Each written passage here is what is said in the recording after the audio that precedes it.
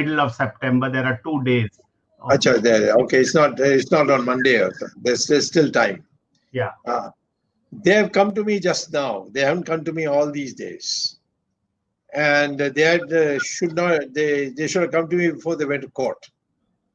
Because in court, somebody has made an error. Because what the government said in court is that we have a policy not to extend the examination date. And so the court said, and it's a well-established principle in PILs and other things, that if there is a policy decision of the government, it is called Balco versus the Union of India, that was the case. If it is a government policy, in a PIL, the courts will not interfere. But in 2G spectrum scam, I brought in a new criterion that if the policy is arbitrary, unreasonable, and malified, then the court can interfere. I originally used it in the Ram Setu matter, where it was being said, it's a policy, it's economic policy, blah, blah. But then I said, but you can't do it. If there's a shorter way, cheaper way, which I said is put a railway line from Tuticorin to Calcutta, is much cheaper than put it through the sea by digging a canal on the bed of the ocean. So you can always do that. And somehow that has not been moved by their lawyers. And so the court simply said, this is a policy matter, we will not interfere. They didn't say that these students didn't have any justified legitimate arguments. So the court has court works according to rules, and they have to, so that it doesn't be chaotic. And so they lost it. I wish they had come before they had gone to court, because I would have got them a victory in the court itself. But anyway, every person in law thinks that he can do better than other lawyers. There's no disparagement of anybody I'm making. I'm just saying that this point should have been argued and the court would have been sympathetic. Now, they've come to me now. So I first spoke to the minister. And Nishank, I found, was very, understanding. And he said, yes, it is now so much water has flown down the Jamuna. That's my phrase, but something to that effect.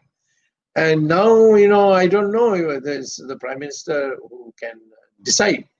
So I wrote a letter to the Prime Minister saying that, what is the exam? I'm a professor.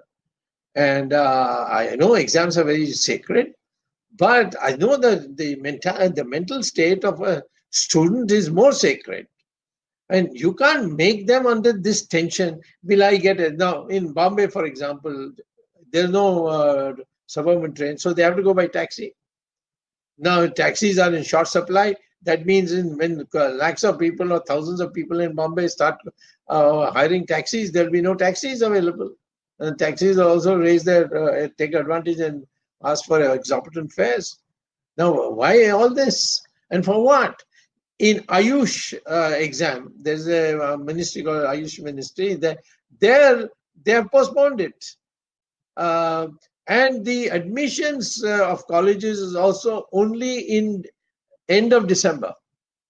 And in some cases in January. So why can't we postpone this after the rainy season? Because in Guwahati, in Assam, in Bihar, in several states, there are flood conditions.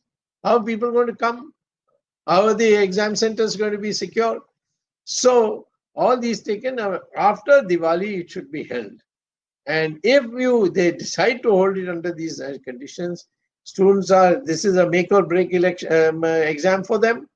So some of them will commit suicide. Already I'm told 20, is that right, Jagdish? 20 people have known to have committed suicide already. Yes, we have reports from different parts from the student community. Right. About 20 have committed suicide in different. I think tomorrow 500 students commit suicide. what will be our reputation in the world? We are already, when we are doing good work, we are being, criticized abroad, like in CAA and in Article 370. But here, when young boys start committing suicide, because for them now it will look very bleak that they will either lose a year or they will not be able to get into college of their choice. So all these things to put together, I would urge the government, please don't, I mean, it's not a party matter anymore. I mean, our party will suffer tremendously if we don't postpone the election after Diwali. But I'm not looking at it from the point of view of party. I'm saying that this will be a blot on India, on India.